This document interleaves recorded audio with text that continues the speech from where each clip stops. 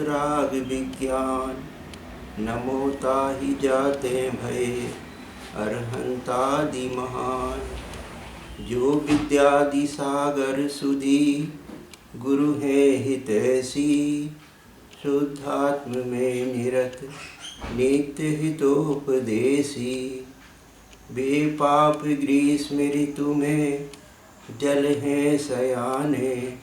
पूजून है सतत केवल ज्ञान पाने। पूजून है सतत केवल ज्ञान पाने। पूजून है सतत केवल ज्ञान पाने।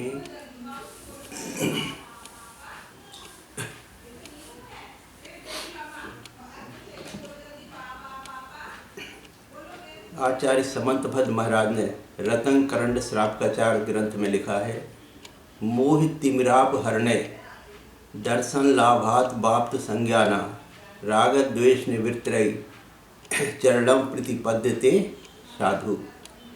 मोह रूपी अंधकार के नष्ट होने पर सम्यक दर्शन का लाभ होने से जिसने सम्यक ज्ञान प्राप्त किया है, ऐसा साधु राग द्वेष की निवृत्ति के लिए सम्यक चारित्र को धारण करता है। निश्चय से चारित्र नाम है आत्मा के स्वभाव में अपने उपयोग को रमाना। यह कहलाता है चारित्र, जो कर्मों के क्षय का प्रमुख हेतु है। इसकी पात्रता उनके आती है जिनके व्यवहार चारित्र होता है। यद्यपि संसार से छूटने के लिए पवित्र मुनि धर्म ही एकमात्र मार्ग है, तथापि जिसमें से धारण करने की शक्ति नहीं है, वह श्रावक धर्म की 11 प्रतिमाओं का पालन करता है। जिसे सम्यक दर्शन प्राप्त हो गया, जिसने प्रतिमा धारण कर संयम की ओर अपना कदम बढ़ा दिया, उसे आनंद की अनुभूति होने लगती है। विषय भोगों से अरुचि हो जाती है और परिणामों में विशुद्धि आने लगती है। श्रावक प्रतिक्रमण में श्रावक की 11 प्रतिमाओं का स्वरूप बताते हुए लिखा है, दंसण भय सामाई पोषय सचित राय भत्ते। बंभारम परिग्रह अणुमण मुद्दिठ देश वृदेया। दर्शन, व्रत, सामायिक, पुरुषद, सचित्याग, रात्रिभोग त्याग, ब्रह्मचर्य, आरंभ त्याग, परिग्रह त्याग, अनुमत त्याग और उद्दिष्ट त्याग, ये नैष्ठिक श्रावक की 11 प्रतिमाएं होती हैं। पहली दर्शन प्रतिमा है, पंचम वर्षयायीं सत्वी वसनाई जो विवज्ययी। समत विशुद्ध मयी सो दंसन सावो भणियो। पहली दर्शन प्रतिमाधारी श्रावक अतिचार रहित शुद्ध सम्यक दर्शन का पालन करता है। संसार शरीर भोगों से विरक्त रहता है, पंच परमेष्टि की शरण को प्राप्त होता है और तात्विक सन्मार्ग के ग्रहण करने का पक्ष रखता है। सम्यक दर्शन के 25 दोष, 3 मूर्ता, 6 अनायतन, 8 अंगों के उल्टे 8 दोष और 8 मद, इनका त्याग करता है। और 8 अंग जो निसंकित, निकांक्षित, निर्विचिकित्सा, अमूढ़दृष्टि, उपगूहन, स्थितीकरण, वात्सल और प्रभावना, इनका निर्दोष रूप से पालन करता है। आचार्य समंतभद्र महाराज ने मध्य, मांस, मधु, ये 3 मकार और 5 अणुव्रत को श्रावक के 8 मूल गुणों में रखा है। अतः इनका पालन प्रत्येक श्रावक को करना चाहिए। यह श्रावक 5 उदंबर फल व 7 व्यसनों का भी त्यागी होता है। दूसरी व्रत प्रतिमा, पंच अड़ुव्यायु गुणव्यायु हवंती तह तीर्णी। शिक्षाव्यायी चत्तारी जान विधियम्मी ठाणम्मी।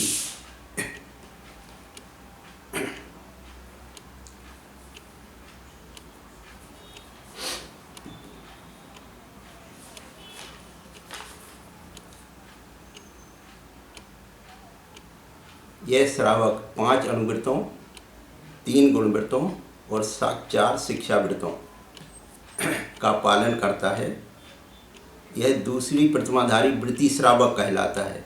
श्रावक के 12 व्रत, अहिंसाणुव्रत, सत्याणुव्रत, अचौर्याणुव्रत, ब्रह्मचार्याणुव्रत, परिग्रह परमाणुव्रत और दिग्व्रत, देशव्रत, अनर्थदंड व्रत अनर्थ दंड त्यागवृत्त, सामयिक शिक्षावृत्त, पुरुषवत शिक्षावृत्त, भोगोपभोग प्रमाण शिक्षावृत्त तथा अतिथि समविभाग शिक्षावृत्त इनका निर्दोष रूप से अतिचार रहित पालन करता है। तीसरी सामयिक प्रतिमा, जिण बयण धम्ब चेयी परमेठी जिणयाल लिचम्पी जम बंदड़म तियालम की रही सामायम तम खू। तीसरी प्रतिमाधारी श्रावक तीनों संध्या काल में सुबह, दोपहर और शाम को 12 आवर्त व चारों दिशाओं में 4 प्रणाम करता हुआ सामयिक करता है। यह श्रावक सामयिक के समय मन, वचन और काय की एकाग्रता को स्थिर रखता है। मिथ्या दर्शन रूप परिणामों को मोह कहते हैं तथा चारित्र मोह जनित कसाय भावों को क्षोभ कहते हैं और मोह व क्षोभ रहित आत्म परिणामों को साम्य भाव अथवा सामयिक कहते हैं। सामयिक का तात्पर्य है समत्व भाव।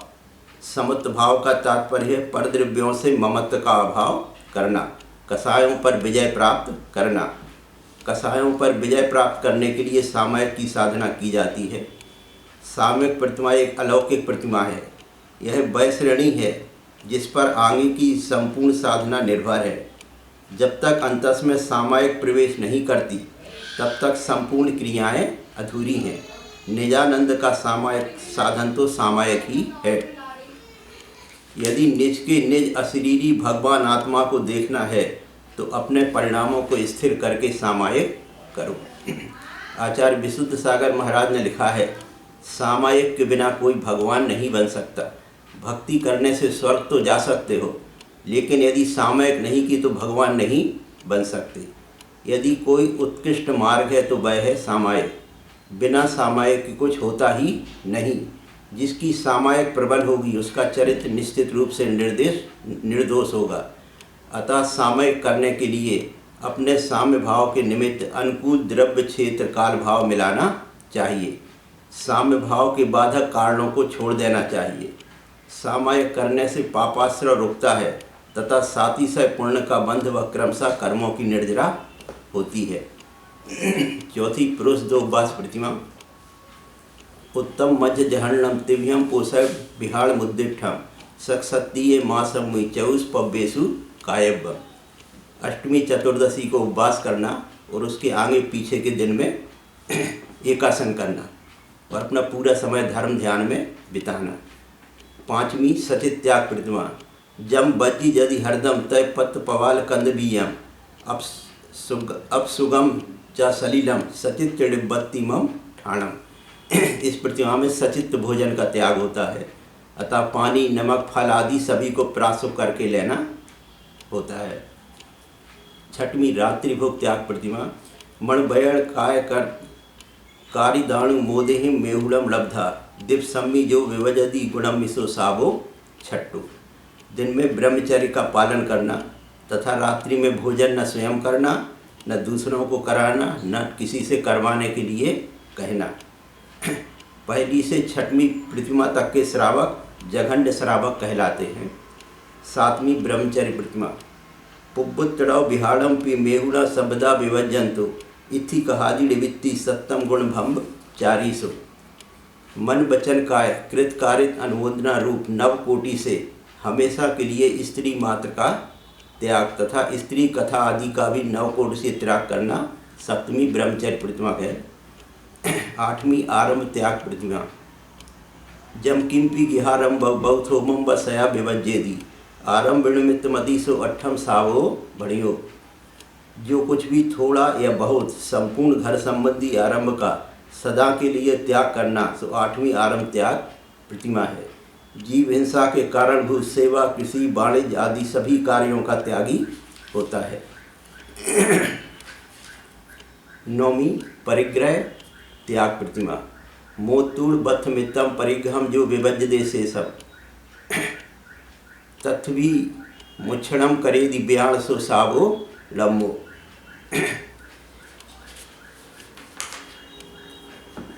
इस प्रतिमा में यह श्रावक 10 प्रकार के परिग्रहों को त्यागता है तथा थोड़े से वस्त्र और 4-5 बर्तन रखता है, बाकी सर्व का त्याग कर देता है।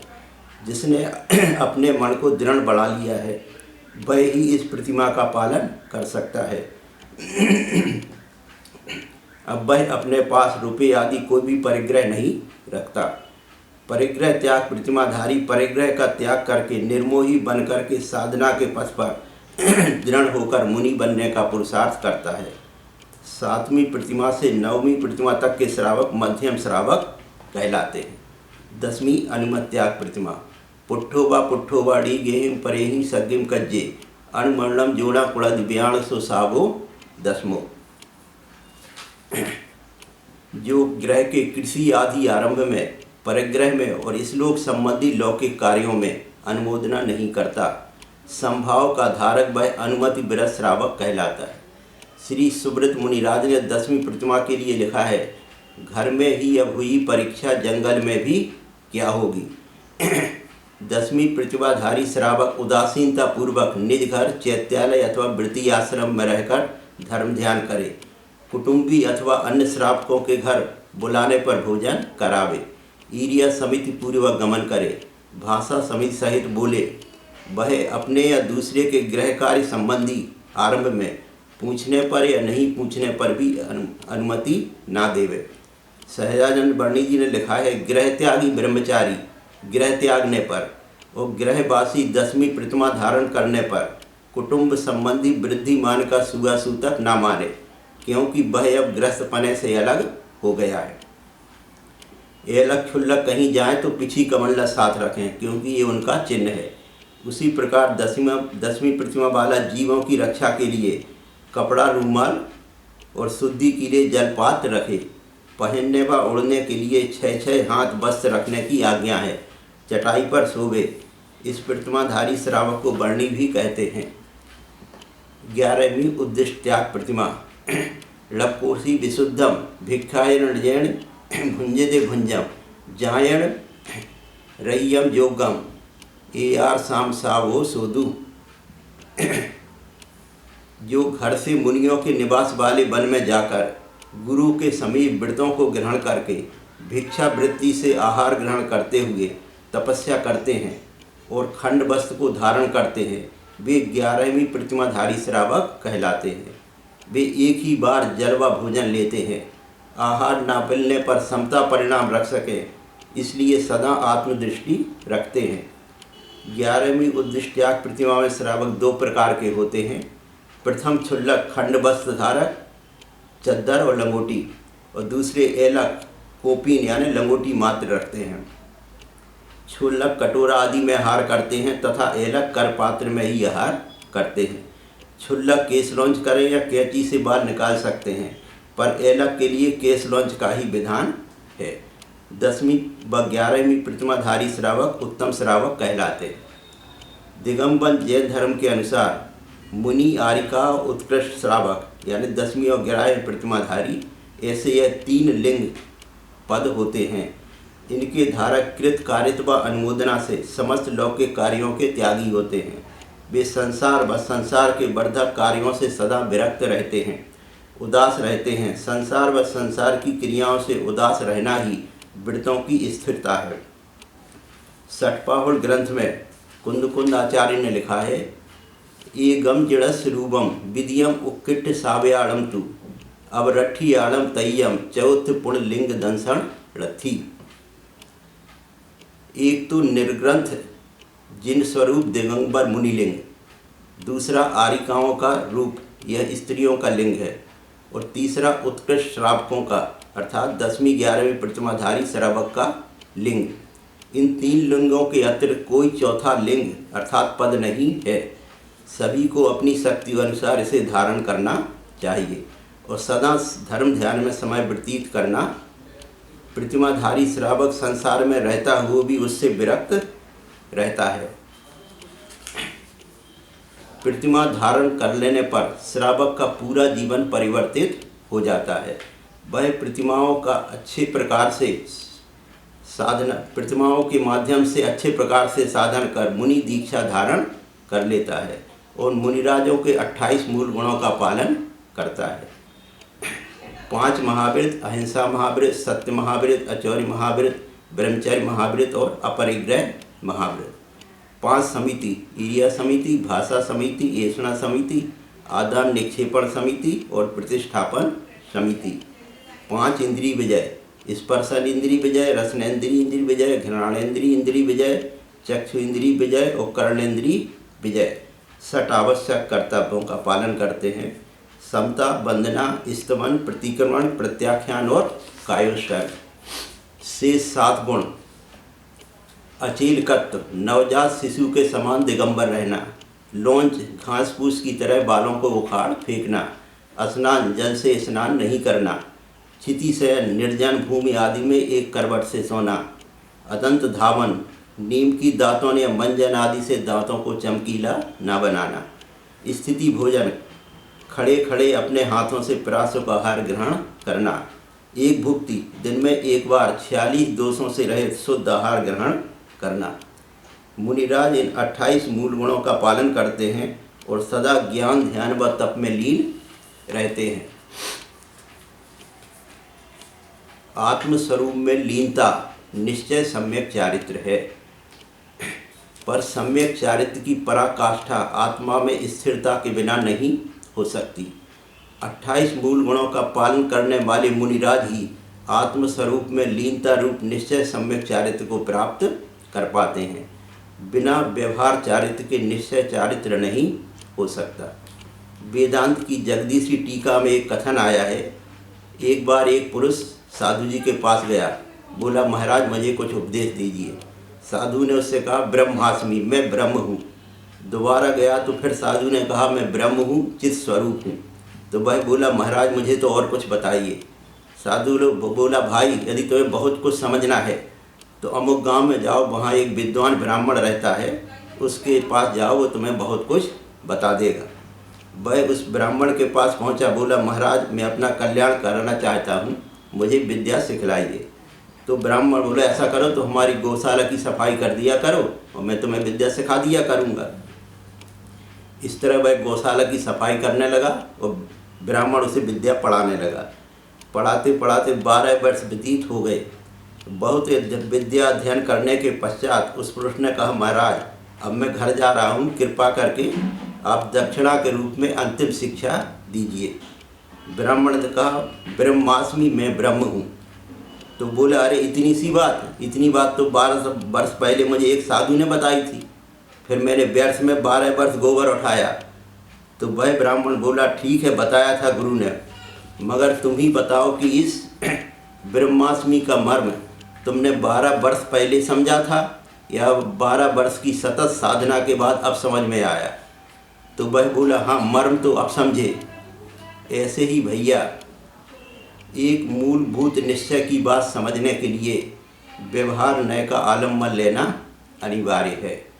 पर वस्तु में होने वाली आत्मा की प्रवृत्ति को मिटाकर स्वामे ज्ञानादि संपत्ति प्रकट हो जाती है, तब आत्मस्वरूप में रमण होता है। आत्मस्वरूप में रमण करने के लिए 28 मूल गुण रूप सकल चारित्र का पालन करना अनिवार्य है।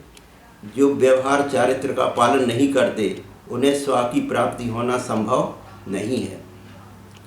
पुरुषार्थ सिद्धि उपाय ग्रंथ में लिखा है निश्चय मबुंधे मानो यो निश्चयतस्तमेव संश्रूयते नाशयति करण चरणम सा वही करणालसो बाला। जो निश्चय नय को प्राप्त नहीं कर पा रहा है और व्यवहार में प्रमाद किए बैठा है, ऐसा जीव स्वपर का घात कर रहा है। व्यवहार चारित्र का पालन करने वाले मुनिराज ही सदा ज्ञान, ध्यान व तप में लीन रहते हैं।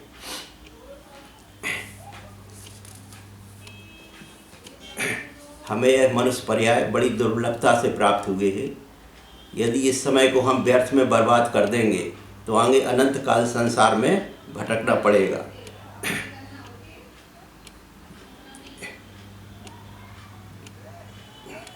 इस अनादिकाल से हम दुख भोग रहे, इसका विचार करके strike when the iron is hot, जब तक लोहा गर्म है तब तक उसको गढ़ लो, पीट लो। इस कहावत के अनुसार इसी मनुष्य भाव में संयम धारण करके आत्मा का कल्याण करना चाहिए। आचार्य योगेंद्र देव ने लिखा है यदि भीता चतुर्गति गमना तथा प्रभावम त्यज आत्मानं ध्याय